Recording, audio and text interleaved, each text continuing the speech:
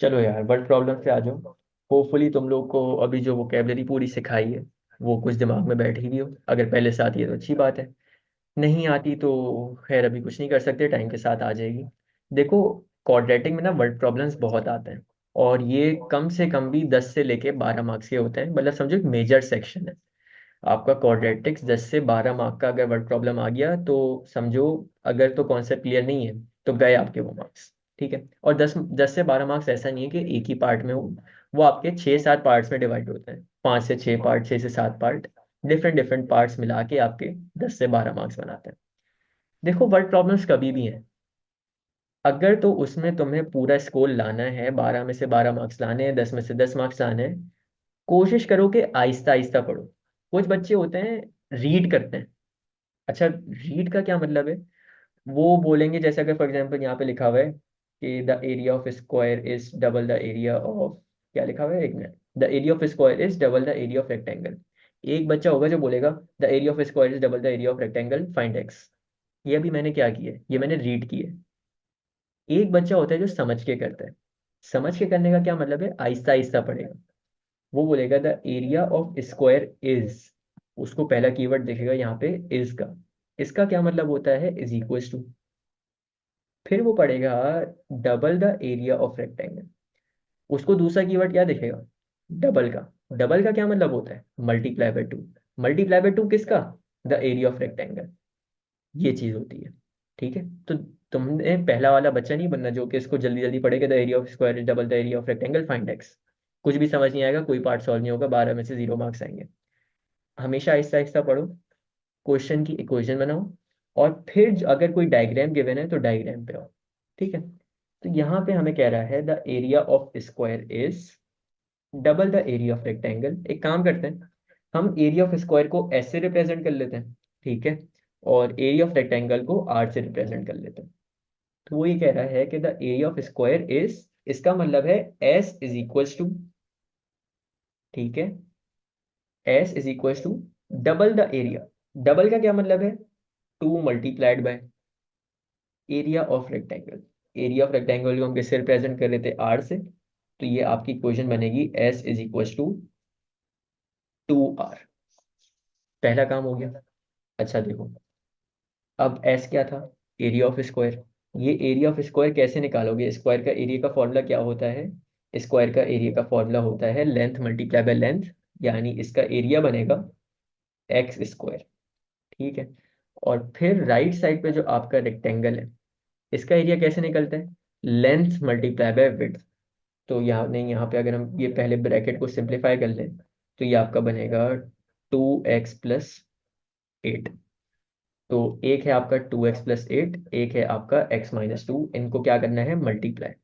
तो 2x+8 और x-2, इन्हें ज़रा सिंप्लीफाई कर लेते हैं। ठीक है। तो हम लोग पहले ब्रैकेट की पहली टर्म लिखेंगे यहाँ पे 2x, उसको मल्टीप्लाई करेंगे दूसरे ब्रैकेट के पूरे उससे, यानी x-2 से। फिर पहले ब्रैकेट की दूसरी टर्म लिखेंगे, यानी +8, और फिर दूसरा ब्रैकेट पूरा लिखेंगे। तो ये हो जाएगा 2x² -4x +8x -16। ठीक है। तो ये एट द एंड आपका बच रहा है 2x² +4x -16। ये आपका एरिया आ रहा है रेक्टेंगल। ठीक है। ये सब r is equal to r is equal to r is equal to है, ये एरिया ऑफ रेक्टेंगल आ गया। ठीक है। अब ये जो r की वैल्यू आई है, हम यहाँ पे इसको इस r की जगह रिप्लेस करेंगे। यहाँ पे जो x की वैल्यू आई है उसको इस x की जगह रिप्लेस करेंगे। तो ये हमारा बनेगा x² इज इक्वल टू 2। और r की वैल्यू क्या आ रही थी? r की वैल्यू आ रही थी ये राइट साइड वाली। ठीक है। चलो अब सिंप्लीफाई कर लो। तो ये आपका बनेगा x² is equal to 4x² +8x -32। अच्छा यार, मुझे एक चीज बताओ, ये हमारा क्या बन रहा है? ये हमारी बन रही है क्वाड्रेटिक इक्वेशन। और यहाँ पे अगर हम क्वाड्रेटिक इक्वेशन एक दफा लिख लें तो क्या होती है? एक से ए x² +bx +c। यार मुझे तुम लोग यहाँ पे a b और c की वैल्यू बता सकते हो कि क्या a और b और c की वैल्यू होगी?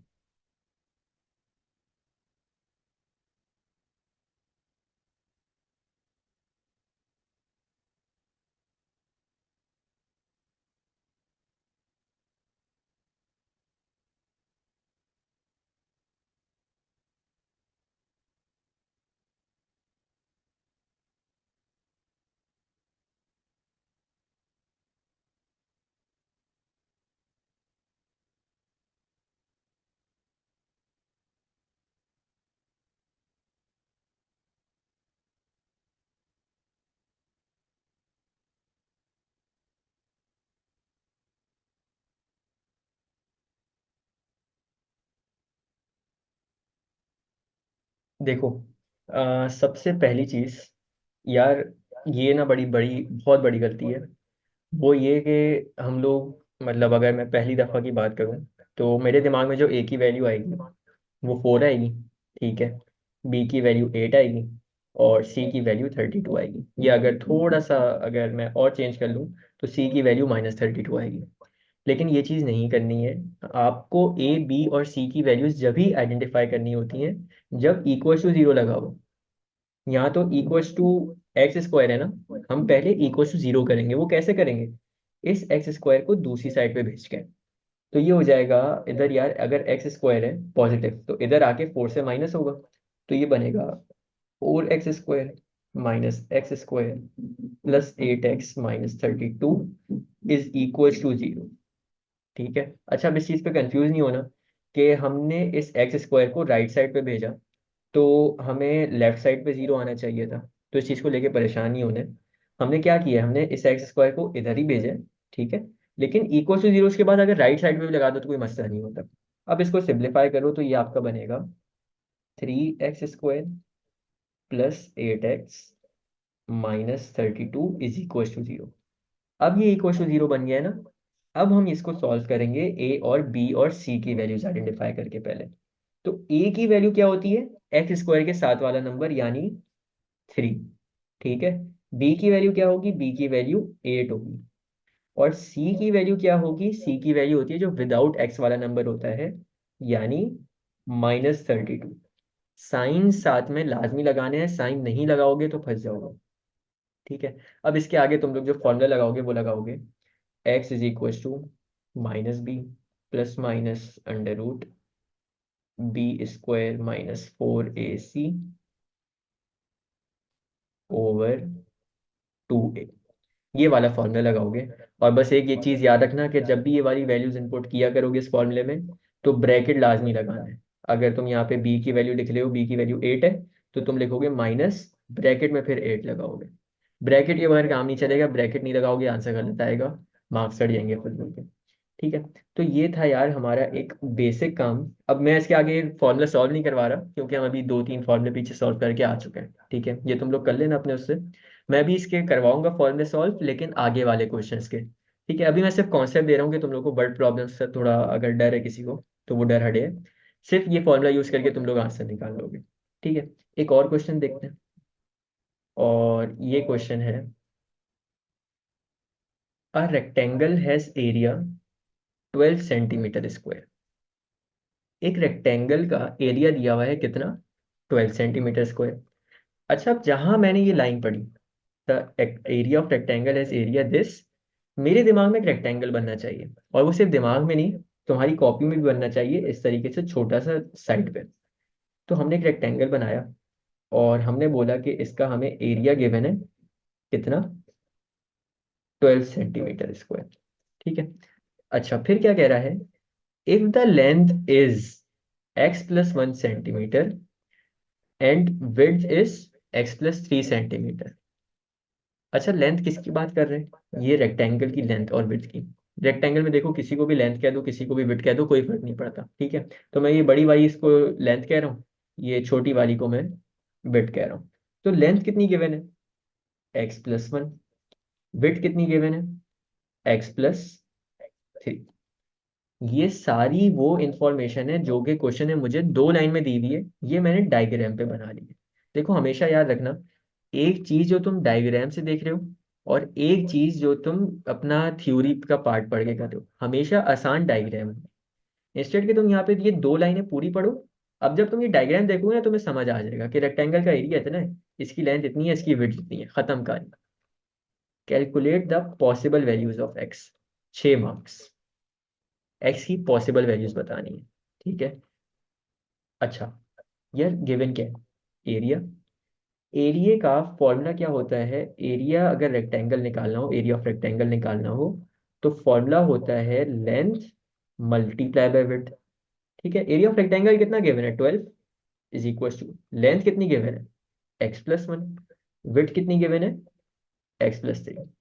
सिंपली अब यहाँ पे देखो, हमने पूरा जो क्वाड्रेटिक्स पढ़ा है ना, वो आपका वर्ड प्रॉब्लम के सेक्शन में सब मिलके आते हैं। जैसे अब यहाँ पे क्या है, ये आपका multiplication of bracket with brackets है, याद है? तो यहाँ पे हम लिखेंगे एक्स ब्रैकेट x+3, फिर +1 x+3।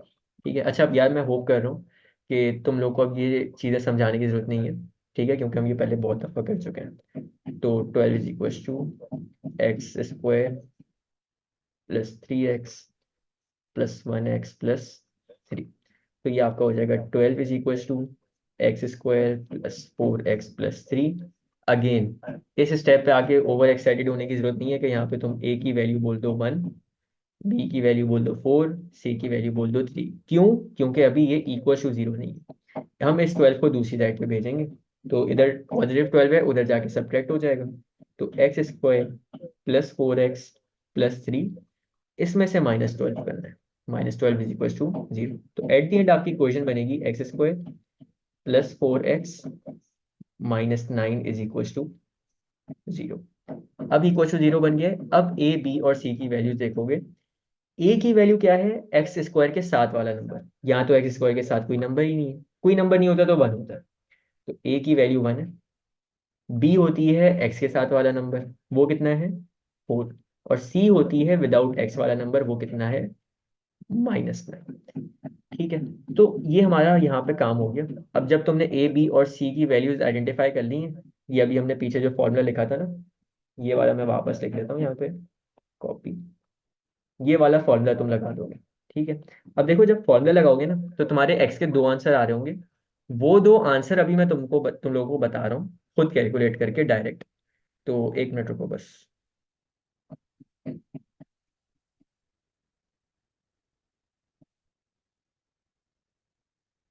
एक्स का एक आंसर आ रहा है 1.605,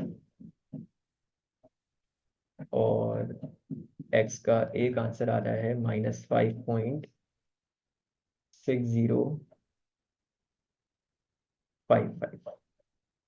ठीक है। ये एक्स के दो आंसर आएंगे। अच्छा, एक बड़ी इंपॉर्टेंट चीज, यार कुछ बच्चों को होता है कि इस इक्वेशन को कैलकुलेटर पे सॉल्व करके आंसर लिख देंगे। अभी जो मैंने काम किया वो मैंने कैलकुलेटर से सॉल्व किए, ठीक है, और ये आंसर लिखे। लेकिन इसके मार्क्स मुझे पता है कितने मिलेंगे। देखो, अगर 6 मार्क का सवाल था, 6 मार्क में से हार्डली 1 या 2 मार्क्स मुझे इस वर्किंग के मिलेंगे। ठीक है, कि मैंने कॉन्सेप्ट को ग्रैस्प किया और वहां से मैंने एक क्वाड्रेटिक इक्वेशन को एक क्वाड्रेटिक इक्वेशन में कन्वर्ट कर दिया। ये मेरे ख्याल से 2 भी नहीं, 1 मार्क का काम होगा ये पूरा 1 मार्क का काम होगा। ठीक है। उसके बाद ये जो मैंने आंसर दे दी ना कैलकुलेटर से देख के, इसका 1 मार्क मिलेगा। कितने मार्क का सवाल था?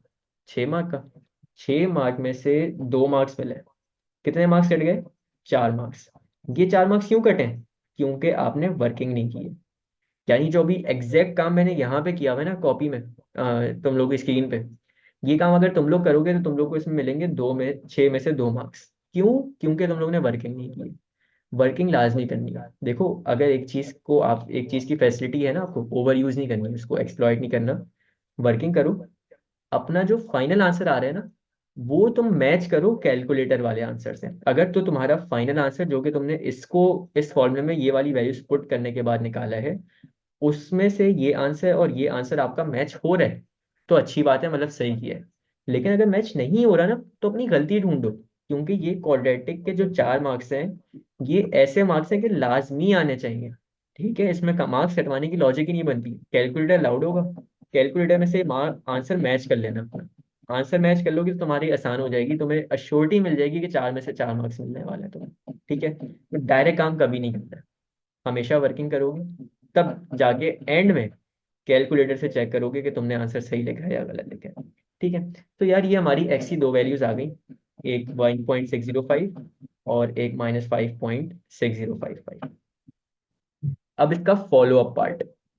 फॉलो अप पार्ट क्या कहता है? Find the perimeter of rectangle. अच्छा, मुझे एक चीज बताओ, पेरीमीटर का फॉर्मूला अगर हमने निकालना हो तो पेरीमीटर का फॉर्मूला क्या बनाएंगे? पेरीमीटर होती है बाउंड्री लाइन, यानी यहाँ से लेके यहाँ तक की लेंथ, यहाँ से लेके यहाँ तक की लेंथ, फिर यहाँ से लेके यहाँ तक की लेंथ, और यहाँ से लेके यहाँ तक की लेंथ। यानी आसान लफ्जों में पेरीमीटर का जो फॉर्मूला बनेगा ना, वो बनेगा length plus length plus width plus width, यानी 2L प्लस 2w, और इसमें से अगर हम 2 कॉमन ले लें तो ये बचेगा 2 ब्रैकेट l प्लस w। मुझे एक चीज बताओ कि अब हम यहाँ पे, अब ये देखो डिसाइड करना, यहाँ पे 1.605 वाली वैल्यू पिक करें या -5.6055 वाली वैल्यू पिक करें। एक रट्टा इसका बड़ा गंदा होता है बच्चों का, वो हमेशा ये बोलेंगे कि नेगेटिव वाली वैल्यू रिजेक्ट करो। ऐसा नहीं है, कभी कभी ये नेगेटिव वाली वैल्यू ही जो होती है ना, वो आपकी सही आ रही होती है, जो कि आपको आगे यूज करनी होती है। देखो, काम ये करना है, एक वैल्यू पिक करो, ठीक है। जैसे अभी ये पेरीमीटर का फॉर्मूला तो खैर मैं नीचे ले जाता हूँ, एक मिनट रुको, ये नीचे ले जाओ। एक वैल्यू पिक करो 1.605, ये 1.605 को इधर पुट करो। 1.605 प्लस 1, ये कितना होता है? 2.605। लेंथ आपकी पॉजिटिव आ रही है, मतलब एक वैल्यू अभी ठीक है। फिर इस 1.605 को दूसरी वाली वैल्यू में पुट करो, तो 1.605 प्लस 3, ये कितना होता है? 4.605। ये दोनों वैल्यूज अगर पॉजिटिव आ रही है ना, तो इसका मतलब जो वैल्यू पिक करोगे वो कौन सी पिक करोगे? 1.605 वाली। वजह क्या है? आपकी लेंथ कभी नेगेटिव हो ही नहीं सकती, लेंथ हमेशा पॉजिटिव होती है, आपके एंगल हमेशा पॉजिटिव होते हैं। तो यहाँ पे आपकी जो फाइनल वैल्यू है वो हमेशा क्या आनी चाहिए? वो हमेशा पॉजिटिव आनी चाहिए। तो एक आ रही है 2.605, एक आ रही है 4.605। ये हमने अभी कैलकुलेशन के थ्रू निकाला है, ठीक है। अच्छा, अगर हम फॉर एग्जांपल दूसरी वाली वैल्यू पिक कर लेते हैं, अगर फॉर एग्जांपल हम ये -5.6055 पिक करते, तो ये अगर हम x+1 की बात करें तो -5.6055 प्लस 1, आंसर क्या आता? -4.6055। ये क्या आंसर हमारा एक्सेप्टेबल था इस पार्ट में? नहीं। क्यों? क्योंकि आंसर नेगेटिव है, लेंथ नेगेटिव हो ही नहीं सकती। तो इसका मतलब ये -5.6055 जो है ना, ये हम आगे यूज नहीं करेंगे। हम कौन सी वैल्यूज यूज करेंगे? ये जो हमारी 1.605 करके ये वैल्यूज आई हैं, 2.605 और 4.605। ये 2.605 लेंथ है, ये 4.605 विड्थ है। तो पेरीमीटर का फॉर्मूला हमने पहले लिखा हुआ था, perimeter is equal to 2 bracket length थी 2.605 प्लस विड्थ थी 4.605। इनको ऐड कर लेते हैं।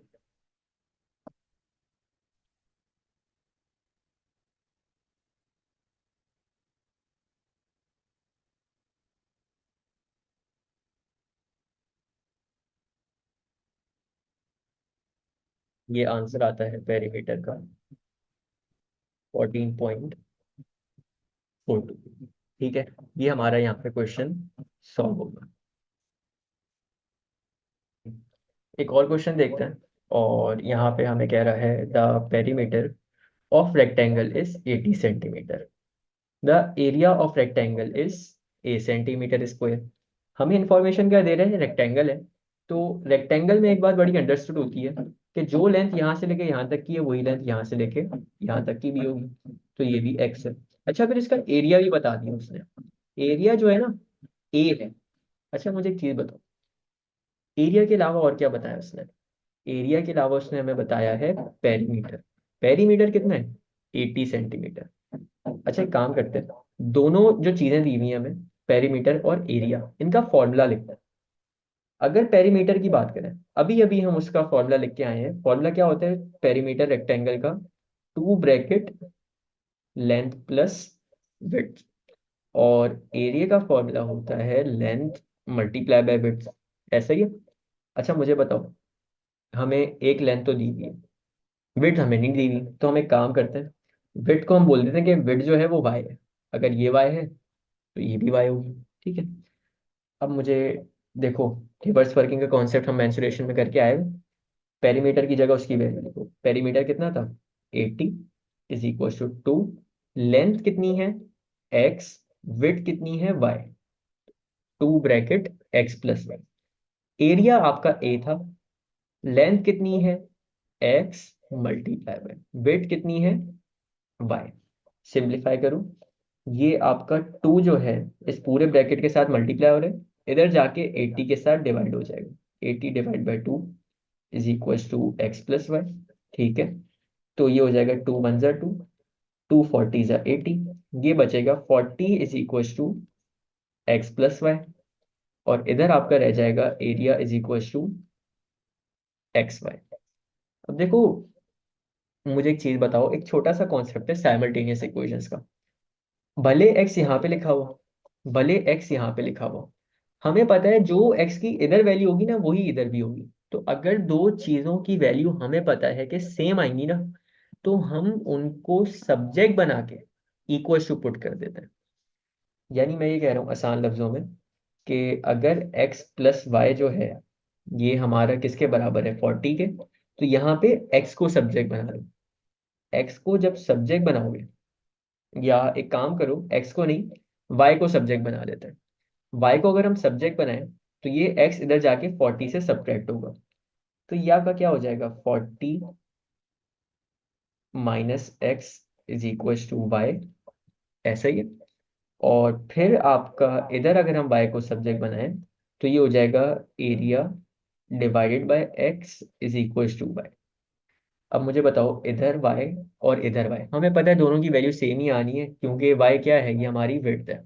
तो हम क्या करेंगे, हम इस 40 माइनस एक्स को इक्वल टू पुट कर देंगे a डिवाइडेड बाय x के। तो ये हमारा बनेगा 40 minus x is equal to a divided by x। ठीक है, तो ये x जो a के साथ डिवाइड हो रहा है इधर जाके 40 माइनस एक्स से मल्टीप्लाई होगा। तो x multiply by 40 minus x is equal to A. मुझे बताओ, क्या ये मैंने चीज सही लिखी है यहाँ पे, x multiply by 40 minus x?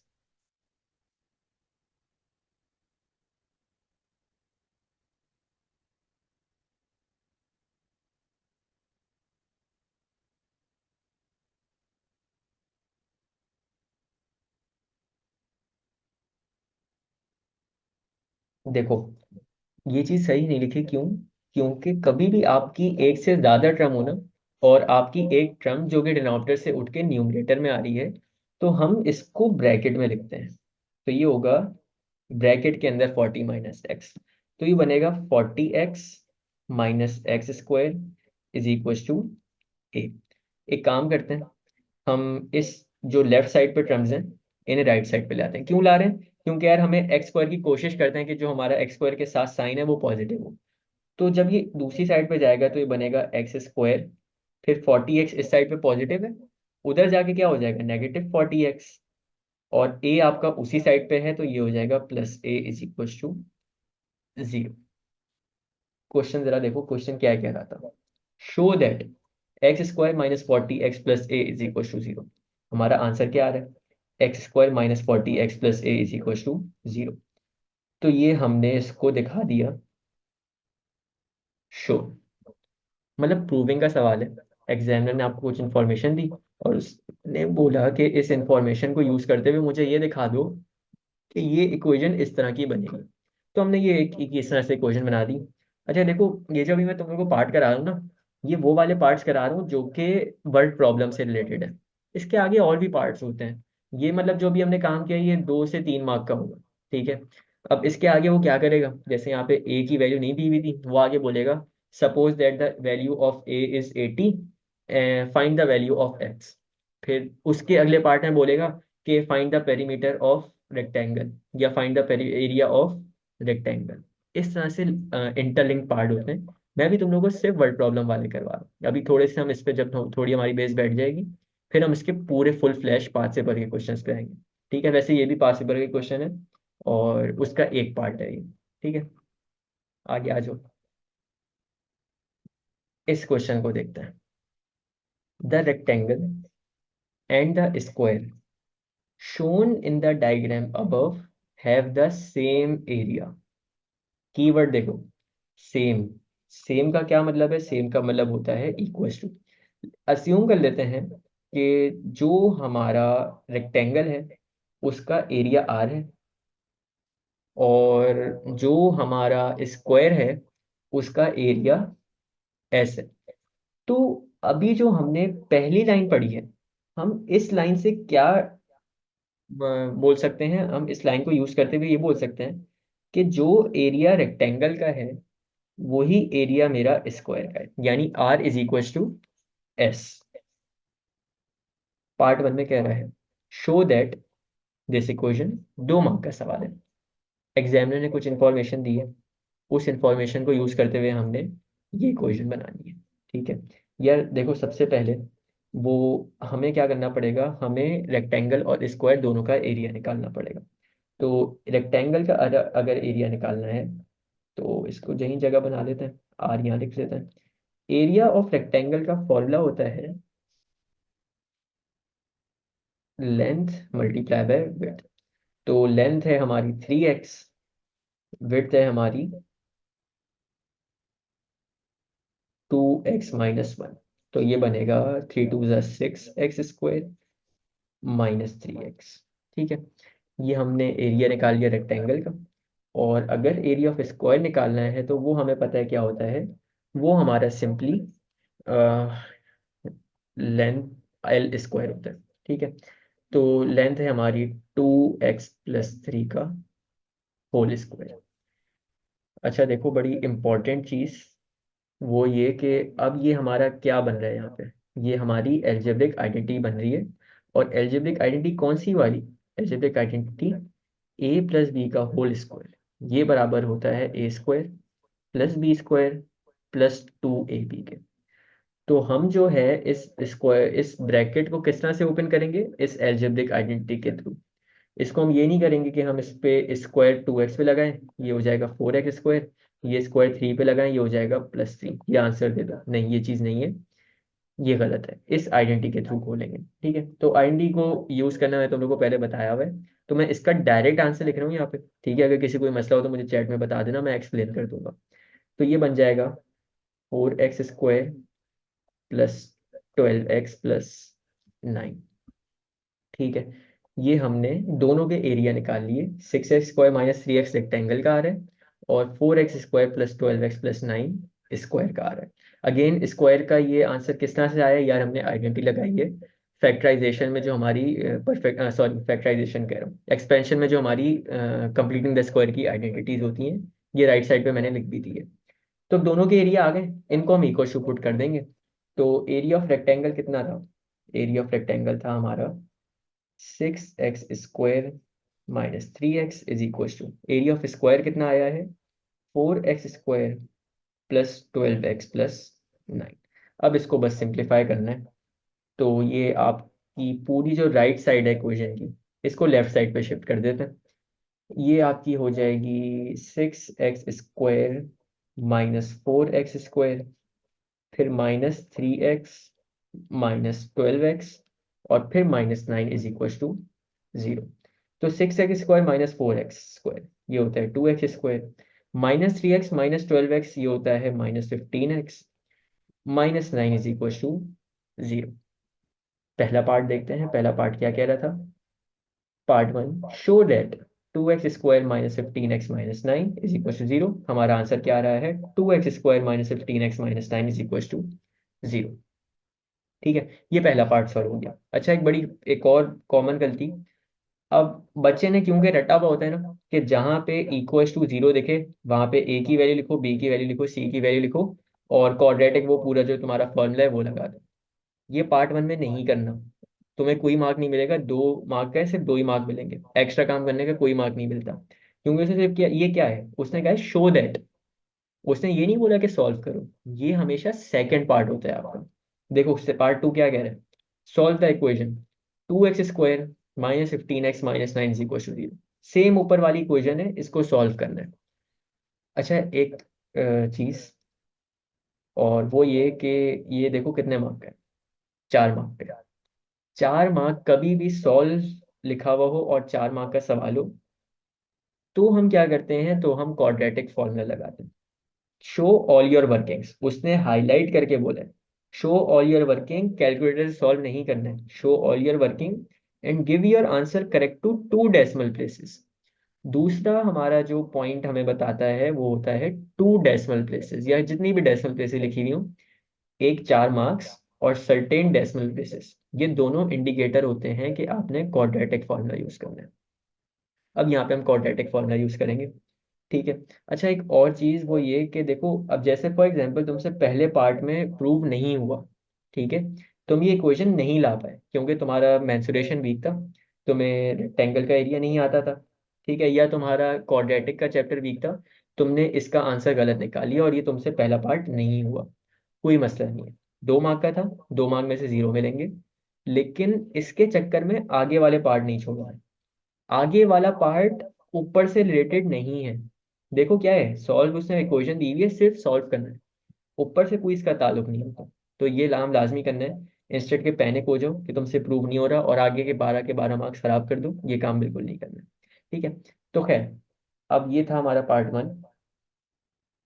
Part 2, तो पार्ट 2 में हमें इक्वेशन दी हुई है 2x² -15x - 9 = 0। हमारी a की वैल्यू 2 है, b की वैल्यू -15 है, c की वैल्यू -9 है। तीनों वैल्यूज आ गई हैं। अब सिंपली यहाँ पे तुम क्वाड्रेटिक फॉर्मूला लगाओगे। अपना क्वाड्रेटिक फॉर्मूला क्या होता है? x = -b plus minus √b² -4ac over 2a। यहाँ पे जिस तरह से सॉल्व करते हैं पूरा स्टेप बाय स्टेप, यहाँ पे ब्रैकेट में तुम वैल्यू लिखोगे b की, फिर यहाँ ब्रैकेट में लिखोगे वैल्यू b की, फिर a की, फिर c की, फिर a की, और जैसे बॉड मास के हिसाब से सॉल्व करते हो वैसे सॉल्व करते हुए जाओगे। मैं अभी बस कैलकुलेटर से आंसर देख के फाइनल आंसर यहाँ पे लिख रहा हूँ कि इसका क्या आंसर आ रहा है। तो 2 -15 और -9, तो यहाँ पे x का एक आंसर आ रहा है 8.058, और x का एक आंसर आ रहा है -0.558। ये कैलकुलेटर वाला आंसर है। लेकिन एग्जामिनर ने हमें डायरेक्शन दी है कि आंसर जैसे में देना है 2 डेसिमल प्लेसेस में, तो 2 डेसिमल प्लेसेस में लाजमी राउंड ऑफ करना, नहीं तो फिर मार्क्स नहीं मिलेगा, मार्क्स कट जाएगा 1 मार्क। तो x = 8.06 ये हो जाएगा, और ये हो जाएगा x = -0.56। ये दो आपके आंसर आएंगे क्वाड्रेटिक के। ठीक है, ये हमारा यहाँ पे क्वेश्चन सॉल्व हो गया। चलो यार, अब आगे सवाल पे चलते हैं।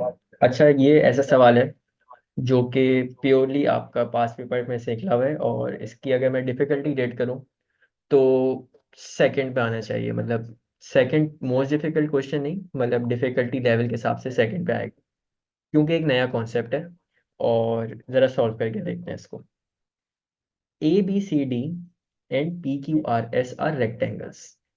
दो आपके रेक्टेंगल्स गिवन है, AD = x cm and PS = x + 5 cm.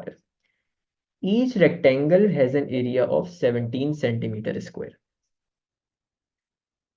आपका दोनों रेक्टेंगल का एरिया 17 सेंटीमीटर स्क्वायर के बराबर है। Write down an expression for PQ in terms of x।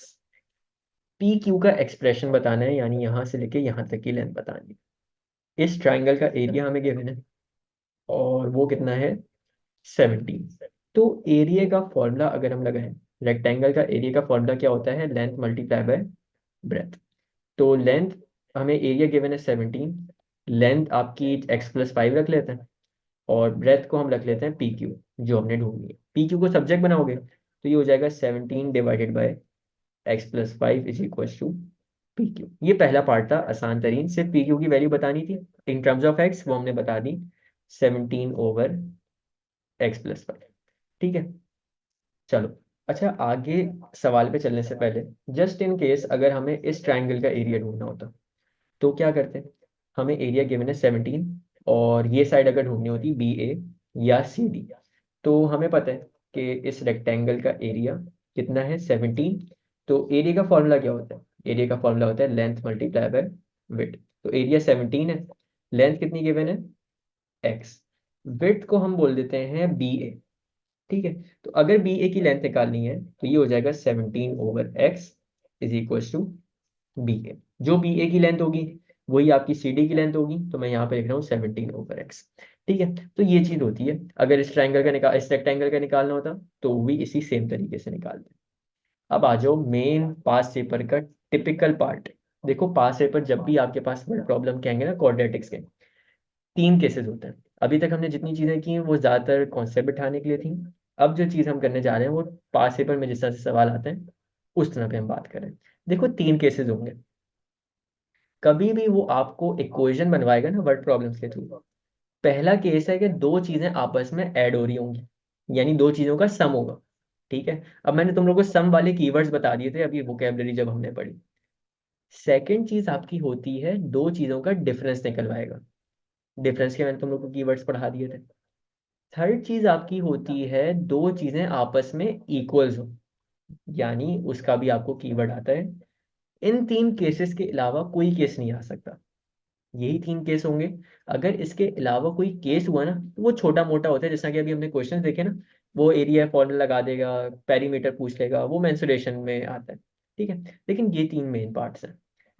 अब जरा देखो, इसका पार्ट 2 कह रहा है A B is 3 centimetre longer than P Q.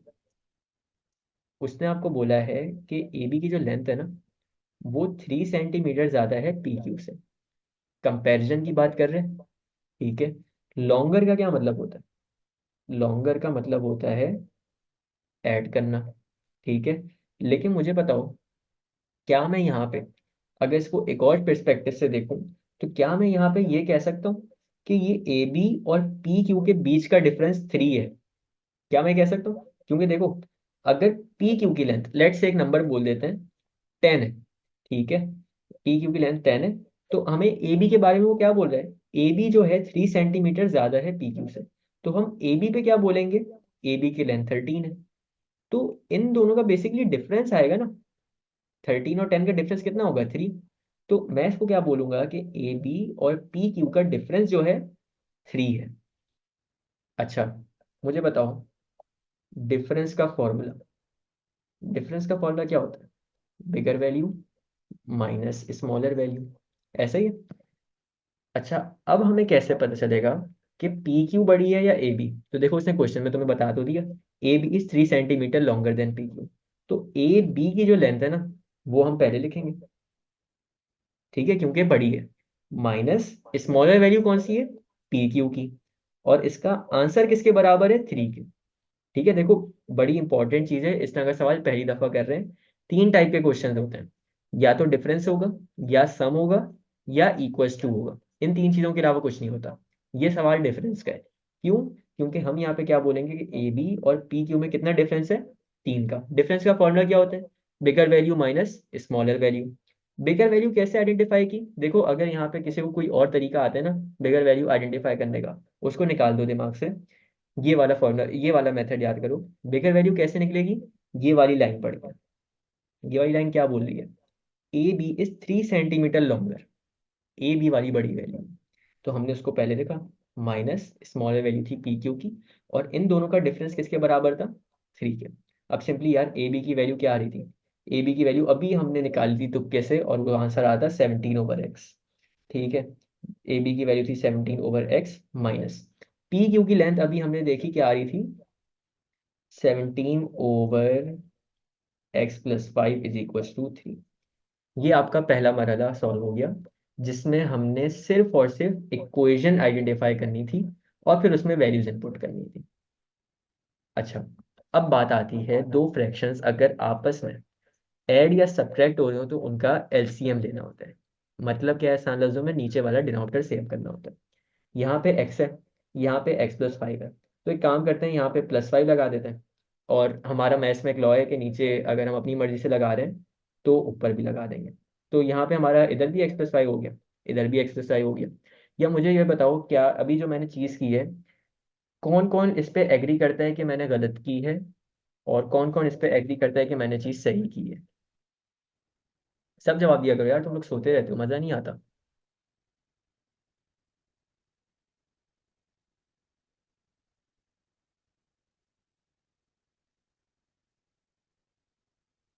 परेशान होने वाली बात नहीं है। देखो, ये चीज़ गलत है। ठीक है, मैं तुम लोगों को पहले कॉन्सेप्ट तो पढ़ाया हुआ है ना। बस अब ये कॉन्सेप्ट क्वाड्रेटिक के साथ मिलके आएगा। देखो, कभी भी कोई चीज़ अपनी मर्जी से इंट्रोड्यूस कर देना फ्रैक्शन में, आप उसमें कोई चीज़ ऐड नहीं कर सकते, कोई चीज़ मल्टीप्लाई नहीं कर सकते, कोई चीज़ डिवाइड नहीं कर सकते। आप अगर कोई चीज अपनी मर्जी से इंट्रोड्यूस कर रहे हो तो लाजमी फ्रैक्शन में मल्टीप्लाई करना है उसको। यानी पता है क्या, इसको मैं चलो एक और कॉन्सेप्ट से समझा देता हूँ। इसका कॉन्सेप्ट ये है कि फॉर एग्जांपल यहाँ पे x को हम एक वेरिएबल दे देते हैं a का। यानी ये जो x था ना यहाँ पे, अरे ये फाइव कहाँ से आ गया, एक मिनट रुको।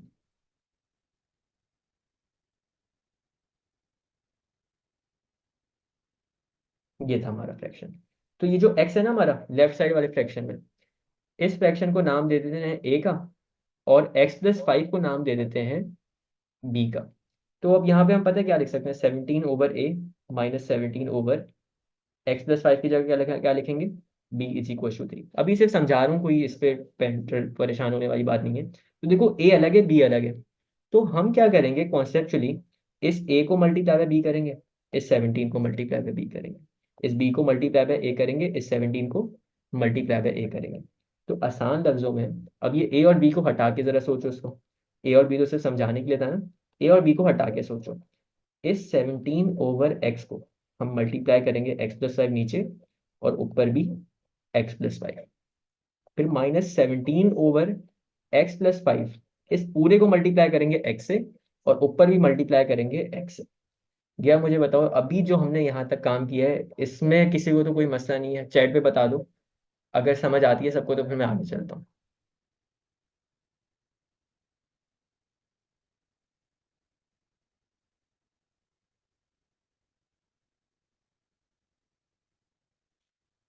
क्या हुआ मदिया?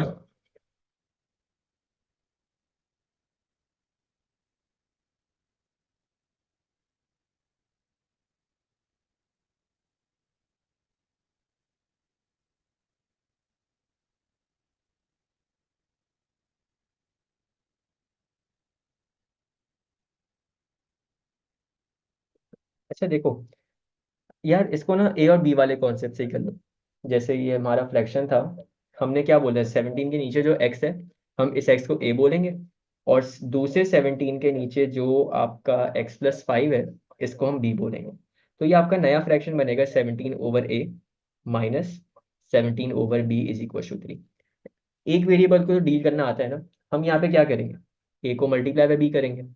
एक चीज अगर हमने अपनी मर्जी से नीचे मल्टीप्लाई की है तो ऊपर भी करेंगे, और फिर अगर यहाँ b को हम मल्टीप्लाई बाय a करेंगे नीचे, तो ऊपर भी करेंगे। तो ये फ्रैक्शन क्या बनेगा, 17b/ab -17a/ab ये चीज ठीक है।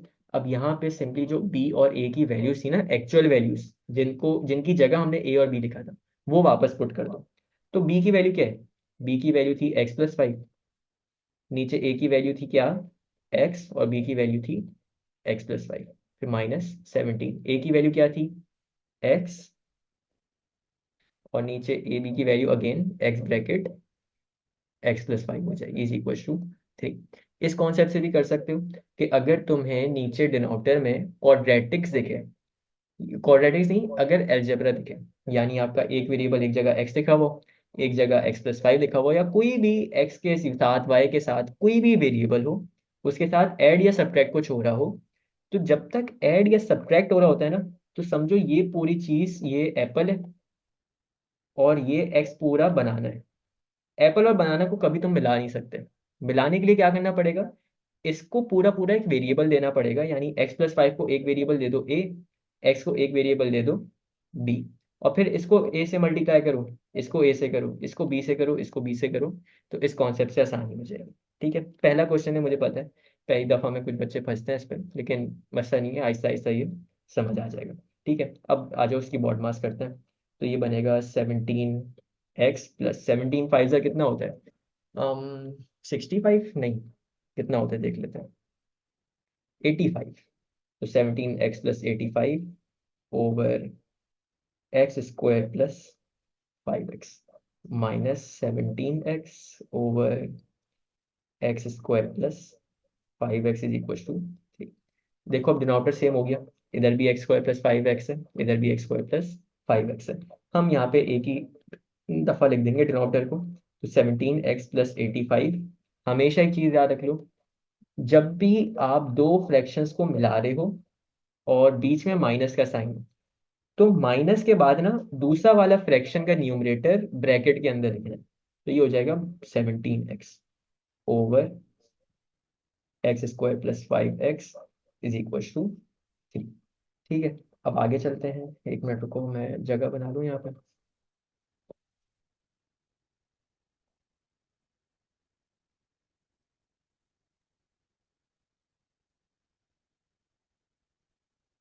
चलो ये जगह बन गई। अच्छा यार देखो, यहाँ पे ये पूरा x² + 5x ऊपर हर टर्म के साथ डिवाइड हो रहा है, इधर 3 के साथ भेज के मल्टीप्लाई कर देंगे, तो ये आपका मिलेगा 17x + 85 -17x = 3 × x² + 5x। Simplify करोगे तो ये हो जाएगा, देखो सबसे पहले तो इधर 17x है, इधर भी 17x है, ये प्लस का है ये माइनस का है, तो ये 17x और ये 17x तो खत्म हो गए। तो इधर आपका बचा बस 85 = 3x² + 15x। ये 85 को दूसरी साइड पे ले आए, तो ये आपका 85 जब दूसरी साइड पे आएगा तो ये हो जाएगा 3x² + 15x -85 = 0। हमने शो क्या करना था, form an equation in x and show that it simplifies to 3x² + 15x - 85। हमारी एग्जैक्ट सेम चीज हो गई जो कि उसने हमें शो करने को बोली थी। ठीक है, तो ये था हमारा पहला टाइप का क्वेश्चन, जिसमें दो चीजें आपस में डिफरेंस के थ्रू सॉल्व करनी थी। अम,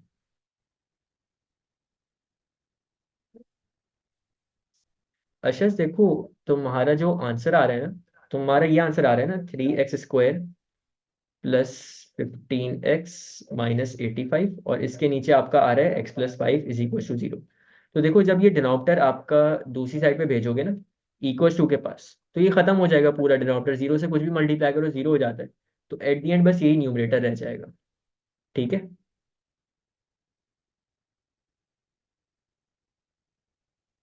चलो जी आगे आ जाओ, और अगले क्वेश्चन पे कह रहे हैं, solve the equation 3x² + 15x - 85 = 0। Give your solution correct to 3 significant figures. उसने तुम्हें बोला है कि 3 सिग्निफिकेंट फिगर पे आंसर देना है। ये पहला इंडिकेटर है कि आपने क्या यूज करना है, आपने यूज करना है क्वाड्रेटिक फॉर्मूला। कितने मार्क्स से, 3 मार्क का, कोई मसला नहीं है, यूजली 4 मार्क्स का होता है, इसमें 3 मार्क का ये मतलब है कि काम आसान होगा कुछ ना कुछ। ठीक है, तो यहाँ क्वाड्रेटिक फॉर्मूला लगाओगे। इक्वेशन है हमारी 3x² + 15x - 85 = 0।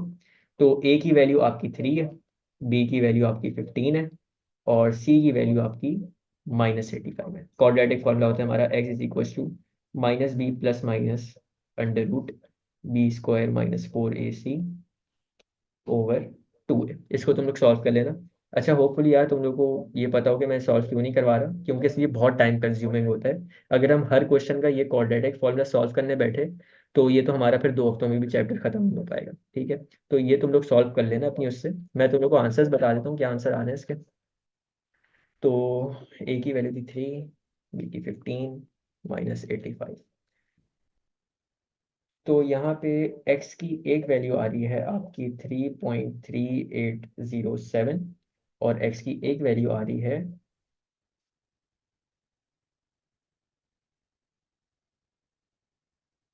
-8.3807। अभी तक हमने जितना काम किया है पार्ट 3 में, इसके 0 मार्क्स है। क्यों? क्योंकि सबसे पहली बात हमने उसकी डायरेक्शन फॉलो नहीं की। उसने क्या बोले, 3 सिग्निफिकेंट फिगर में, और हमारा पता नहीं कितनी सिग्निफिकेंट फिगर में लिखा हुआ है।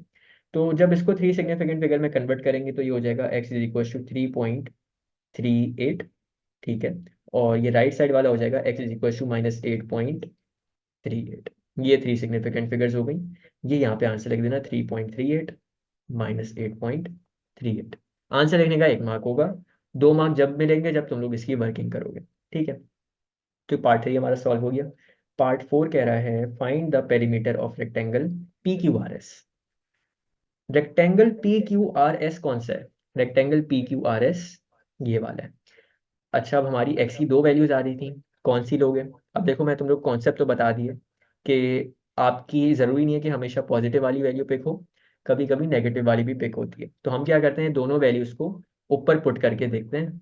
तो यहाँ पे जब तुम लोग पुट करोगे ना तो देख लेना ये -8.38 ये रिजेक्ट हो जाएगा, क्योंकि आंसर जो लेंथ का आता है वो इस पे नेगेटिव आ रहा होगा, और नेगेटिव लेंथ हो नहीं सकती, तो हमारा एट दी एंड ये वाला आंसर पिक हो रहा होगा।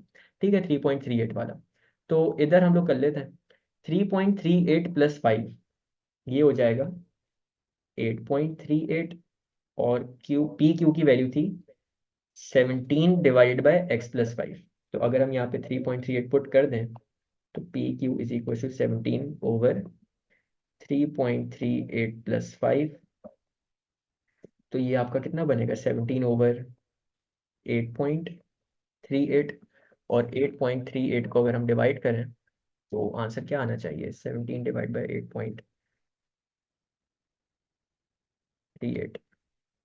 ये आपका आंसर आता है 2.029। ठीक है। चलो यार, दोनों लेंथ आ गई हैं। पी से एस की है 8.38, तो क्यू से आर की भी कितनी होगी, 8.38। और पी क्यू कितनी है 2.09, तो एस आर भी कितनी होगी 2.09। तो अगर पेरीमीटर निकालना है तो सिंपली 8.38 को 2 दफ़ा ऐड करोगे, और 2.09 को भी 2 दफ़ा ऐड करोगे। ठीक है, तो 2.029। इसको देख लेते हैं इसका आंसर क्या आ रहा है। ये आपका आंसर बनता है पेरीमीटर का 20.817। ये हमारा लास्ट पार्ट हो गया। लास्ट पार्ट क्या था, पार्ट 3 था, पार्ट 4 था, पार्ट 4 था। तो पार्ट 4 की वर्किंग ये ऊपर हुई हुई है। ठीक है। अच्छा जी।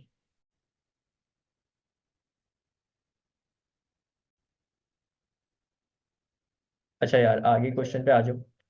और ये क्वेश्चन हमें एक रेक्टेंगल दिया हुआ है, और हमें कह रहा है a rectangular picture ABCD is placed inside a regular frame. अच्छा देखो, मैथ्स में ना, स्पेशली ये क्वाड्रेटिक्स वाले पार्ट में जिसमें वर्ड प्रॉब्लम्स आते हैं, इसमें मैथ्स से ज़्यादा इंपॉर्टेंट आपकी अंग्रेजी है। और इस सवाल में वो कह रहा है कि एक रेक्टेंगुलर पिक्चर है ABCD, यानी ABCD, ये आपकी पिक्चर है। It is placed inside a regular frame, यानी जो बाहर पूरा वाइट हुआ हुआ है ना, ये आपका पूरा फ्रेम है। इस फ्रेम के अंदर आपकी पिक्चर है। ठीक है। अच्छा, the length of AB of the picture is 3 times its height, x centimetre. जो लेंथ आपकी ए बी है ना, वो 3 टाइम्स है किससे, इसकी हाइट से। 3 टाइम्स का क्या मतलब है, मल्टीप्लाई बाय 3। तो अगर BC x है तो ए बी कितनी हो जाएगी, ए बी 3x हो जाएगी। ठीक है। और फिर अगर ये ऊपर वाली 3x है तो ये भी 3x होगी, और ये वाली हाइट आपकी x हो जाएगी। ठीक है, सबसे पहले हमने ये चीज आइडेंटिफाई की है, इसकी लेंथ और इसकी हाइट। चलो, फिर आगे कह रहा है the width of the frame is 2 centimetre. आपकी जो विड्थ है फ्रेम की वो 2 सेंटीमीटर है, यानी यहाँ से लेके यहाँ तक 2 है, यहाँ से लेके यहाँ तक 2, फिर यहाँ से लेके यहाँ तक 2 है, और यहाँ से लेके यहाँ तक 2 है। आगे कुछ भी पार्ट सॉल्व करने से पहले, यार अगर ए से लेके डी की लेंथ x है, और यहाँ से लेके यहाँ तक का डिस्टेंस 2 है, और फिर यहाँ से लेके यहाँ तक का डिस्टेंस 2 है, तो ये टोटल कितनी होगी, 2 + x + 2। 2 + 2 4 होता है, 4 + x ये आपका 4x होता है। तो यहाँ से लेके यहाँ तक की लेंथ अगर हमसे पूछी जाए तो ये है 4 + x। फिर यहाँ से लेके यहाँ तक की लेंथ भी कितनी होगी, ये भी आपकी 4 + x होगी।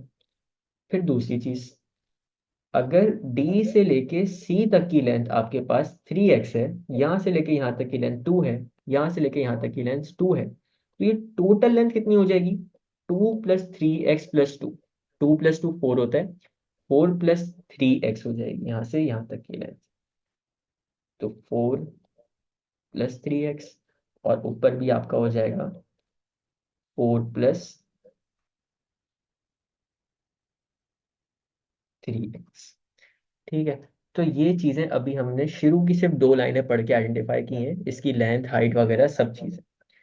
Part A, the total area of the picture and frame is 476 centimetre square. वो कह रहा है कि द टोटल एरिया जो आपका पिक्चर का है और जो टोटल एरिया आपका फ्रेम का है वो कितना है, वो 476 सेंटीमीटर स्क्वायर है। Form an equation in x and show that it simplifies to 3x square plus 16x minus 460। देखो यहाँ पे एक टेक्निक है, और एग्जामिनर ने आपको बड़ा यहाँ पे घुमाया है। उसने बोला था टोटल एरिया। टोटल का मतलब होता है ऐड। टोटल एरिया का मतलब होता है ऐड। अच्छा, टोटल एरिया किसका? टोटल एरिया पिक्चर का और फ्रेम का। यानी यहाँ पे सबसे पहले जो हमारे दिमाग में चीज आएगी, हम बोलेंगे कि टोटल एरिया जो है वो होगा एरिया ऑफ पिक्चर, इसमें प्लस करेंगे एरिया ऑफ फ्रेम। तो अगर इन दोनों का एरिया निकालें और इन्हें प्लस करें तो ये टोटल किसके आएगा? 476 है। लेकिन ये टेक्निक थी, ये एग्जामिनर ने यहाँ पे घुमाया कैसे, या मुझे बताओ। ये जो फ्रेम का एरिया है, ये फ्रेम आपका बड़ा वाला रेक्टेंगल है। अगर हम इसका एरिया निकालें तो वो तो पूरा ही कवर कर लेगा ना, वो तो पूरा कवर कर लेगा। और अगर हम ये छोटे वाली पिक्चर का एरिया निकालें तो वो इधर वाला कवर करेगा। हमें क्या कह रहा है, the total area of picture and the frame is this. तो अगर टोटल एरिया की बात हो रही है ना, तो हमें पता है कि ये पूरा इसका एरिया किसके बराबर है? 476 के। ठीक है, तो हम एक काम करेंगे कि यहाँ पे पहले काम करते हैं, बड़े वाले फ्रेम का एरिया निकाल लेते हैं, और फिर ये छोटी वाली पिक्चर का एरिया निकाल लेते हैं, फिर हम ये जरा इस इक्वेशन वगैरह पे बात करते हैं। तो एरिया ऑफ, अगर फ्रेम की बात करें, एरिया ऑफ फ्रेम, तो रेक्टेंगल है, रेक्टेंगल की लेंथ कैसे निकलती है? Length multiply by width. तो लेंथ थी इसकी कितनी? 4 + 3x, और विड्थ थी किसकी कितनी? 4 + x। तो ये हो जाएगा 4 × 4 + x, और +3x मल्टीप्लाई बाय 4 + x। तो 4 × 4 = 16 + 4x, फिर 12x + 3x स्क्वायर। तो एट द एंड ये आपका बचेगा 3x² +16x + 16। ठीक है, ये अभी हमने क्या किया है, ये हमने एरिया निकाला है फ्रेम का। ठीक है, अब एक काम कर लेते हैं, हम एक काम करते हैं, एक एरिया निकाल लेते हैं ये पिक्चर का। तो पिक्चर का एरिया मैं ऊपर निकालना। ठीक है, एरिया ऑफ पिक्चर अगर निकालना है, एरिया ऑफ पिक्चर, तो ये भी रेक्टेंगल है, तो इसका भी एरिया कैसे निकलेगा? Length multiply by width. तो लेंथ थी इसकी x, और विड्थ थी इसकी 3x, तो ये हो जाएगा 3x²। यार देखो, बड़ी इंपॉर्टेंट चीज है। हमने एरिया तो निकाल लिया, हमने एरिया निकाला फ्रेम का, हमने एरिया निकाला पिक्चर का। सवाल ये है, क्या हम ये वाला फॉर्मूला यूज करते हुए इस वाली वैल्यू को, यानी 3x² +16x² + 16 plus this value यानी 3x², क्या हम इसको प्लस करके इक्वल टू 476 रख सकते हैं? मुझे यार तुम लोग जरा बताओ ये चैट पे कि क्या हमने यहाँ पे ये करना है, क्योंकि जो हमें उसने इंफॉर्मेशन दी उसने यही बोला कि द टोटल एरिया जो है, total area of picture and frame is this. तो उसके हिसाब से जो हमारी इक्वेशन बनी चाहिए वो यही बननी चाहिए कि total area is equal to area of picture plus area of frame, ये किसके बराबर आना चाहिए? 476 के। तो क्या हम इस वाले एरिया को और इस वाले एरिया को प्लस करके लिख सकते हैं, या ये चीज़ हमारी गलत हो जाएगी?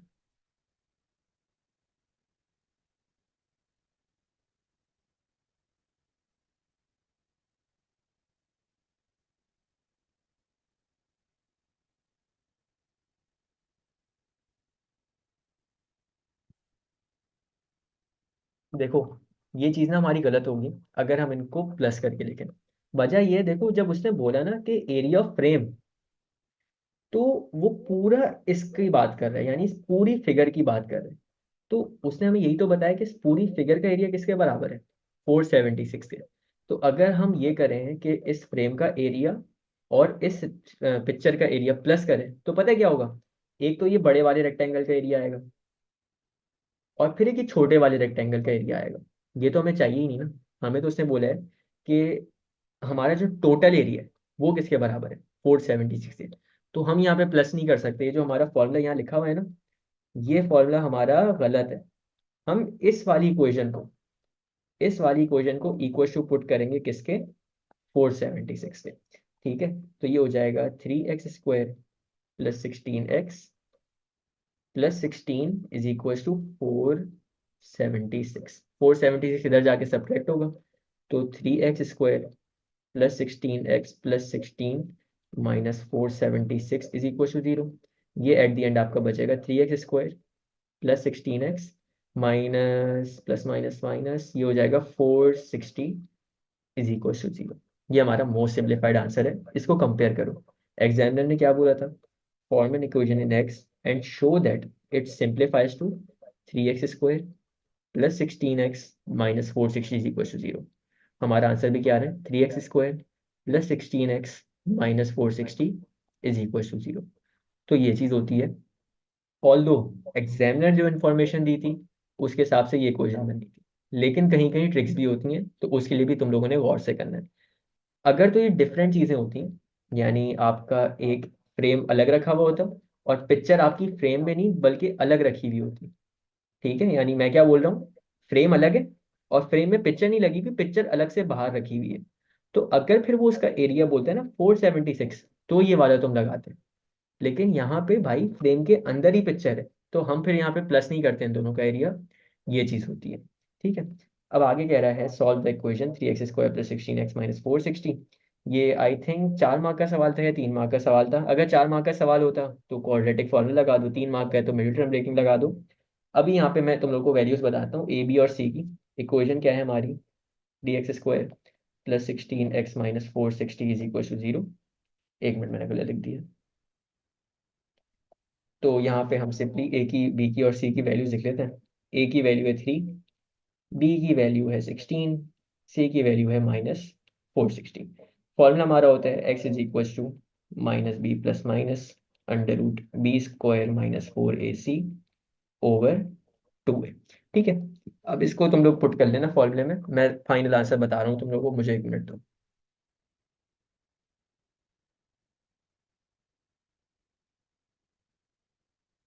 ये एक्स का एक आंसर आता है 10 और एक्स का एक आंसर आता है -46/3। अच्छा, ये 3 मार्क का सवाल था। ये 3 मार्क का सवाल है और इसको तुम लोगों ने मिडिल टर्म ब्रेकिंग के थ्रू करना था।